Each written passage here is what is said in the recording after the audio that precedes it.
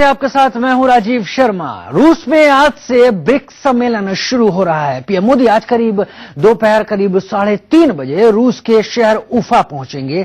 यहीं पर 10 जुलाई को शंघाई सहयोग संगठन की बैठक भी होनी है, जिसमें पाकिस्तानी पीएम नवाज शरीफ भी शिरकत करेंगे। खबर है कि पीएम मोदी और नवाज की मुलाकात हो सकती है। कैसा है रूस का उफा शहर, जिसकी चर्चा इन दिनों हर तरफ है। इंडिया न्यूज के एडिटर इन चीफ दीपक चौरसिया उफा में मौजूद हैं और उन्होंने वहां से कई लाइव रिपोर्ट्स भेजी हैं। आपको बारी बारी से रिपोर्ट्स दिखाते हैं। सबसे पहले उफा का वो रेस्टोरेंट जहां बिना लहसुन प्याज के इंडियन थाली मिलती है।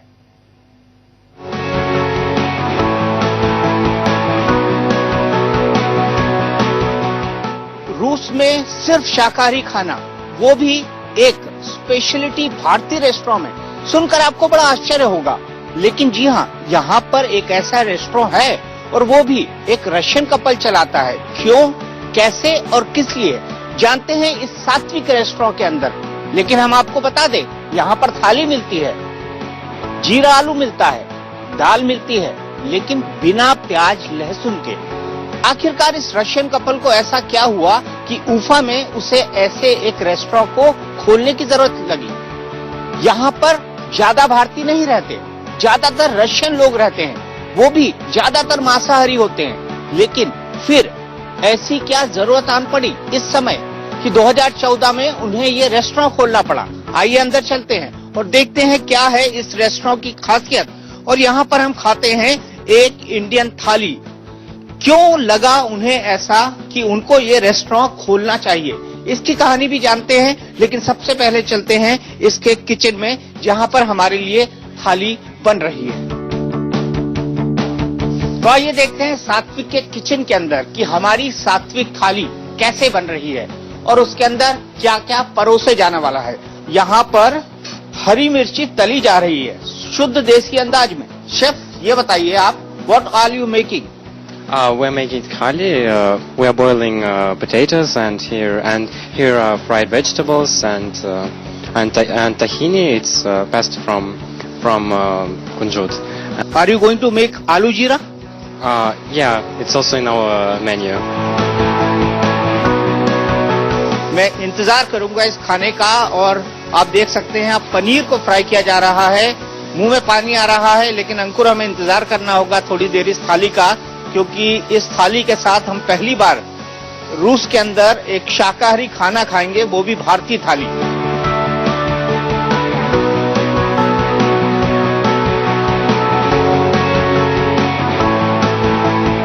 तो हमारी थाली तैयार है, बस कुछ ही मिनटों के बाद आने वाली है। और हमारे साथ इस जगह के मालिक विक्टर हैं, जो हमें बताएंगे कि आखिर ये रेस्टोरेंट कैसे खुला।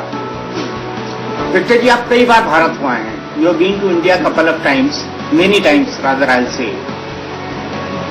What is your experience with India? I like India. I like people from India. I have many friends in India. What about Indian food? For me, Indian food is best of the world. It's best vegetarian food in the world. Let me see what is there in the thali. रायता है, रायता, राजमा, राजमा, पनीर, आलू, सब्जी, गोभी,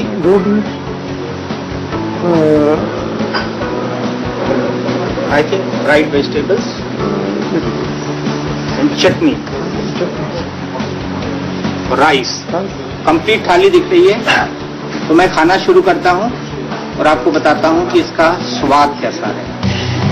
स्वाद की बात है और स्वाद पे ही सब कुछ है।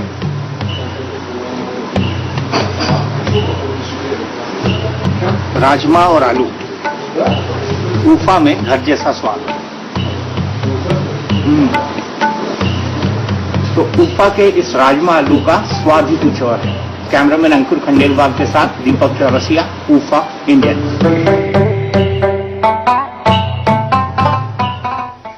दीपक जी, राजमा का स्वाद हमें भी इस वक्त यहाँ पर महसूस हो रहा है। उफा में हमारे दर्शकों ने जो पेश किया दीपक जी ने, इंडियन रेस्टोरेंट की कहानी देख ली। दरअसल ये रेस्टोरेंट रूस और इंडिया के संबंध की अटूट कड़ी का नतीजा है। अब हम आपको ऊफा यूनिवर्सिटी में पढ़ने वाले एक छात्र से मिलवाते हैं जो छत्तीसगढ़ के कांकेर के रहने वाले हैं और एयरोनॉटिकल इंजीनियरिंग कर फाइटर जेट्स के सबसे सफल मॉडल को बनाने में दिन रात जुटे हैं। मोदी का मेक इन इंडिया भी यहां पर चर्चा में है।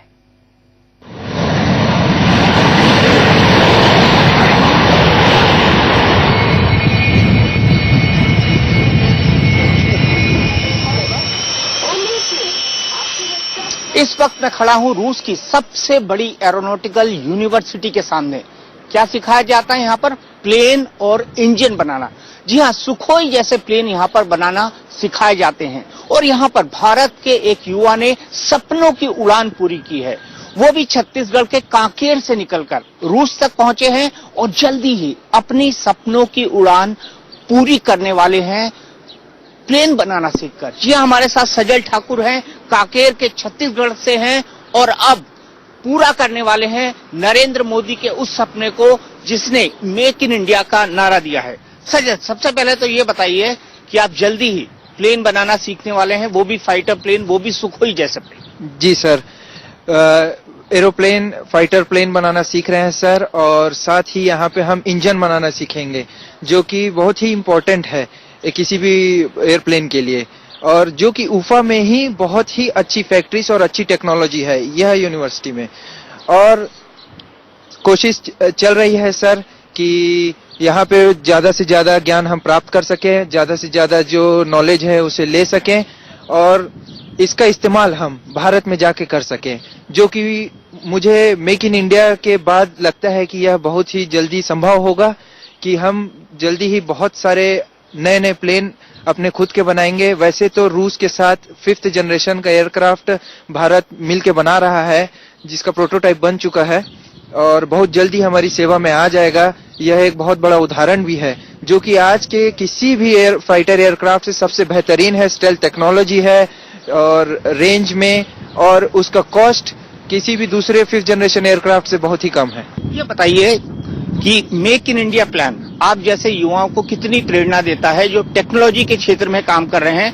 आपको क्या लगता है रूस में हुई आपकी पढ़ाई आपको कितना मदद करेगी? ये एक मंच हमें दे रहा है। हम बहुत ही प्रोत्साहित हैं, बहुत ही ज्यादा एक्साइटेड, खुश हैं कि आने वाले समय में और भी बहुत कुछ हम कर सकेंगे और अपने देश के लिए करेंगे, अपने देश में रह के करेंगे। बहुत बहुत शुक्रिया सजल। तो ये थे सजल जिन्होंने कठिन मेहनत के बाद अपने उस सपने को पूरा किया है जिसे भारत में रहकर देखना काफी मुश्किल होता। अगर आप सपना देखते हैं तो उसे पूरा करने का कोई ना कोई रास्ता निकल ही आता है। कैमरामैन अंकुर खंडेलवाल के साथ दीपक चौरसिया, ऊफा, इंडिया न्यूज। और योग जिसे लेकर पूरी दुनिया में जिस तरह से हिंदुस्तान का झंडा बुलंद हुआ, उस योग का रूस में बड़ा क्रेज है। खासकर सूर्य नमस्कार जिसे लेकर भारत में बवाल हुआ, लेकिन रूस में कई जगहों पर तो मुस्लिम महिलाएं भी योग करती दिखाई दी। योग धीरे धीरे दुनिया में पांव पसार रहा है और योग का विस्तार अब रूस में भी हो रहा है।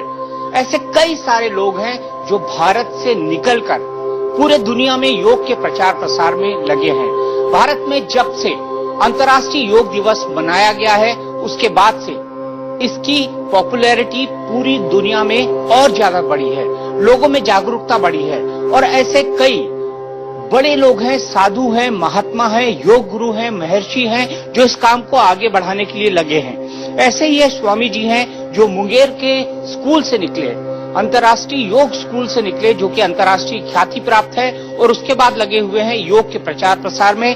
उनका ऋषिकेश में एक आश्रम भी है। स्वामी जी ये बताइए कि कब से आपने अंतर्राष्ट्रीय स्तर पर योग का प्रचार प्रसार शुरू किया? देखिए, हमें 1998 में पहली बार हम थाईलैंड में गया, उसके बाद 2000 से अब तक लगातार हम सारा विश्व में हम जाते हैं। रूस का ख्याल कैसा है और यहाँ पर योग का कैसा रिस्पांस है? क्योंकि मैं आपके इतने शिष्यों को देख रहा हूँ, कितनी क्लास लेते हैं? देखिए, रूस में हम 2012 से आता हूँ और हम 4 सिटी में प्रोग्राम दे चुका हूँ। मॉस्को में, सेंट पीटर्सबर्ग और नोवसिबिर्स्क, सिबेरिया और उफा में। खास करके उफा में हम 7 बार आया हूँ और इसी साल हमारे जो आदरणीय प्राइम मिनिस्टर नरेंद्र मोदी के द्वारा जो योग को यूनाइटेड नेशन में इंट्रोड्यूस किए, उसके नाते यहाँ पर हम उफा में भी बियालतोन जो उनके नेशनल स्टेडियम उफा का, वहाँ पर हम प्रोग्राम दिए। जी ने आपको क्या नाम दिया? गुरुजी ने हमारे को नाम दिया स्वामी समर्पणानंद सरस्वती, बिहार विद्यालय मुंगेर से। हमारे गुरुजी का नाम है स्वामी निरंजनानंद सरस्वती, और हमारे जो परंपरा है Swami Shivananda Saraswati Rishikesh the divine life society. Swami ji yoga कितने आगे जाएगा? देखिए, हम 98 से सारा विश्व में घूम रहा हूँ, 3 महादेश में। बहुत पहले जितने लोग अभ्यास करते थे, आज बहुत मात्रा में योगाभ्यास कर रहे हैं। स्वामी जी से गुजारिश करते हैं कि वो अपने शिष्यों से सूर्य नमस्कार कराएं, क्योंकि सूर्य नमस्कार को लेकर कई सारी कंट्रोवर्सी अंतर्राष्ट्रीय योग दिवस के दौरान भारत में हुई थी, लेकिन रूस के लोग सूर्य नमस्कार कर रहे हैं और बिना किसी हिचक के। स्वामी जी शुरू करवा सकते हैं ओम के साथ। देखिए, हमें यहाँ पर ओम मंत्र उच्चारण भी किया था। इस बार जो था इंटरनेशनल योगा डे, वहाँ पर भी हम ओम मंत्र उच्चारण किया था। बियालतोन जो स्टेडियम है, यहाँ पर बास्किस्तान में बहुत मुसलमान होते हैं, और उनके इमाम को भी मिला हूँ, जो कि यहाँ पर 2 मस्जिद होते हैं, सबसे बड़ा मस्जिद होती है। दोनों इमाम को मिले हैं, और उनके साथ में हम योग के बारे में चर्चा भी किया, लेकिन उनका कोई हिचकपन नहीं था, और उन्होंने इतने हमको एक उत्साह दिए, सम्मान दिए। रशिया के मुसलमान ओम या सूर्य नमस्कार के बारे में कोई नकारात्मक सोच नहीं है। अब तो देखिए, जितने हमें यहाँ पर क्लास दे, बिना ओम मंत्र से कोई क्लास आज तक दिया ही नहीं सारा विश्व में। अब तक जितने हम देश में घुमा हूँ, और यहाँ पर साधारण में मुस्लिम भी शामिल होते हैं। हाँ, यहाँ पर तो बास्किस्तान में मुसलमान तो ज्यादा ही, यहाँ पर 85% होगा, हमको पता नहीं। लेकिन बास्किरिया जो है यहाँ पर मुसलमान के ये बास्किस्तान है, और यहाँ पर लोगों को बताया जो ओम है वो अल्लाह के रूप में माना जाता है। ओम जो होता है आमीन होता है, और अ से शुरू होती है, इसलिए बिना ओम में कोई जितने धर्म है आज तक कोई शुरू हुआ ही नहीं। इसलिए ओम जो है एक हिंदू धर्म नहीं है, लेकिन ओम है जो एक साउंड है, जो कि उसी ओम उच्चारण करने से सभी को शांति प्राप्त होती है। योग धीरे धीरे दुनिया में पांव पसार रहा है, और योग का विस्तार अब रूस में भी हो रहा है। ऐसे कई सारे लोग हैं जो भारत से निकलकर पूरे दुनिया में योग के प्रचार प्रसार में लगे हैं। भारत में जब से अंतर्राष्ट्रीय योग दिवस मनाया गया है, उसके बाद से इसकी पॉपुलैरिटी पूरी दुनिया में और ज्यादा बढ़ी है। लोग तो आपने देखा किस तरह से रूस के उफा में लोग योग में अपना मन लगा रहे हैं। रूस के उफा में मोदी और नवाज की भी मुलाकात है। क्या होगा इस मुलाकात की बैठक होनी उफा में है, जहां के ग्राउंड जीरो से आप अब तक लाइव रिपोर्ट देख रहे हैं। अब आपको बताते हैं कि इस बैठक में आखिर क्या होने वाला है। नमो नवाज मिलते हैं तो क्या बातें हो सकती हैं। भारत और पाकिस्तान के रिश्ते अभी तक रेड लाइट पर खड़े हैं, लेकिन क्या ये लाइट ग्रीन होगी? उफा में इस बात की संभावनाएं जताई जा रही हैं कि नवाज शरीफ और प्रधानमंत्री नरेंद्र मोदी की मुलाकात एससीओ बैठक की साइडलाइंस पर हो सकती है। ये बैठक ब्रिक्स के तुरंत बाद होनी है। नवाज शरीफ और नरेंद्र मोदी दोनों इस बैठक को अटेंड करने के लिए उफा आ रहे हैं। सबसे महत्वपूर्ण बात इस बैठक के बीच ये है कि दोनों देशों के बीच ट्रैक टू डिप्लोमेसी काफी लंबे समय से चल रही है। भारत के लिए कंसर्न की बात यह है कि 2 मुद्दों पर पाकिस्तान की तरफ से अभी तक कोई ठोस आश्वासन नहीं मिला है। वो मुद्दे ये हैं कि आतंकवाद को लेकर कोई ठोस कमिटमेंट पाकिस्तान ने भारत को नहीं दिया है। साथ ही साथ आतंकवादी जकीउर रहमान लखवी की रिहाई को लेकर भी पाकिस्तान की तरफ से कोई कड़ा रवैया सामने नहीं आया है। ऐसे में जो मुख्य मुद्दा है वो ये है कि क्या पाकिस्तान इन दोनों मुद्दों को लेकर कोई कमिटमेंट देगा। यदि पाकिस्तान इन दोनों मुद्दों को लेकर कोई कमिटमेंट देने को राजी होता है तो भारत के प्रधानमंत्री एक पहल कर चुके हैं। जून के दूसरे सप्ताह में उन्होंने प्रधानमंत्री नरेंद्र मोदी की तरफ से जो फोन गया था उसमें प्रधानमंत्री नरेंद्र मोदी ने बकायदा नवाज शरीफ को रमजान की बधाई दी थी और दोनों देशों के बीच शांतिपूर्ण और दोस्ताना संबंध को बढ़ाने की वकालत की थी। यानी उन्होंने अपने तरफ से और अपने तरीके से दोनों देशों के बीच बर्फ को पिघलाने की कोशिश की है। लेकिन औपचारिक सूत्रों के अनुसार अभी तक पाकिस्तान ने औपचारिक मुलाकात के लिए, ऑफिशियल मीटिंग के लिए किसी तरह की कोई पहल नहीं की है। लेकिन सवाल यहाँ पर यह उठता है कि क्या गाड़ी आगे बढ़ेगी। दोनों देशों ने इस मुलाकात से इनकार नहीं किया है। दोनों देशों के अनुसार बातचीत की गाड़ी बढ़ने की पूरी संभावना है और इस बात की उम्मीद लगाई जा रही है कि जब ब्रिक्स की साइडलाइंस पर एससीओ की बैठक होगी तो दोनों देश मिल सकते हैं, क्योंकि इसको लेकर भारत और पाकिस्तान पर कई देशों का बेहद दबाव है कि दोनों नेता बैठें और आपसी तनाव को कम करें। कैमरामैन अंकुर खंडेलवाल के साथ दीपक चौरसिया, उफा, इंडिया। उफा में होने वाले आयोजन और इसमें मोदी के पहुंचने की चर्चा रूस में हर जगह है, खासकर उन इंडियंस कम्युनिटी में जो वहां रहकर पढ़ाई करते हैं, जॉब करते हैं या फिर बिजनेस करते हैं। इंडियन न्यूज के एडिटर इन चीफ दीपक चौरसिया ने मॉस्को यूनिवर्सिटी में भारतीय छात्रों के संघ के अध्यक्ष विष्णुकांत से बात की। रूस के इस खूबसूरत शहर उफा में 2 दिन की ब्रिक्स कॉन्फ्रेंस होने वाली है और उसके बाद एससीओ की कॉन्फ्रेंस होगी और इन दोनों कॉन्फ्रेंस में प्रधानमंत्री नरेंद्र मोदी शरीक होंगे और उनके साथ एक भारी भरकम डेलीगेशन आएगा। आर्थिक मुद्दों पर बातचीत होगी, लेकिन उसके साथ रूस में बसे भारतीयों का क्या हाल है। यहाँ पर ज्यादातर स्टूडेंट्स आते हैं पढ़ने के लिए। इस खूबसूरत शहर के अंदर और मॉस्को के अंदर रूस, जहाँ की ठंड बेहद प्रसिद्ध है, कितनी गर्मजोशी होती है यहाँ के भारतीयों में, यह जानने के लिए बात करते हैं विष्णुकांत जी से, जो कि भारतीय स्टूडेंट्स संघ के अध्यक्ष हैं। विष्णुकांत जी, ये बताइए सबसे पहले कि नरेंद्र मोदी के स्वागत के लिए तमाम भारतीय स्टूडेंट लगे हुए हैं, कितना उत्साह है? जी, ये हमारे लिए तो बड़ी गर्व की बात है कि हम पहली बार ऐसा कॉन्फ्रेंस में भाग लेने के अपेक्षित हो रहे हैं। मैं यहाँ पे देख रहा था कल रात में, यहाँ पर हिंदी फिल्में चल रही थी, देवानंद की चल रही थी, राज कपूर साहब की चल रही थी, लेकिन सब रशियन में डब होके और बाकायदा एक चैनल डेडिकेटेड है इसका नाम। एक्चुअली देखिए, हमारा रशिया और हमारे देश भारत का बहुत ही पुराना संबंध रहा है।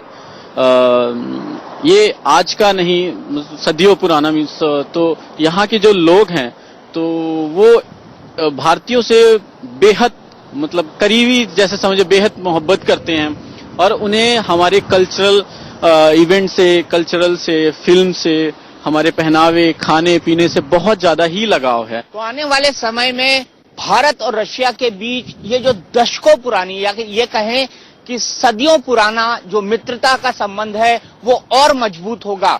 कैमरामैन अंकुर खंडेलवाल के साथ दीपक चौरसिया, उफा।